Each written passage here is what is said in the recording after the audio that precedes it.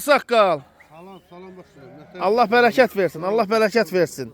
Neçə başdı bu? Bu 380 heyvandır. 380 heyvandır. Hə, 380. İçində bunun nə bilim biz 18-17 dənə belə toxum var, təmiz.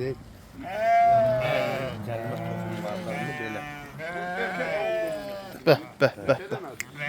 Hə.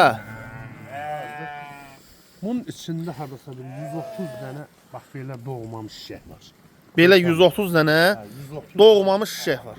əksəriyyəti də yerli. Pay maşallah, pay maşallah. Sən bunu dedim mal olsa malla belə barter edərim. Elə bir Toğla, çək toğlanı, ora mal alacağım. Bir 50 dənə, 45 dənə mal alacağım. bəh. Yəni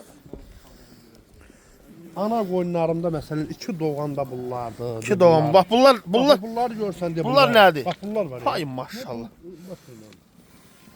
Bax bunun doğmamış şeyinin məsələn neçəsi bax belə.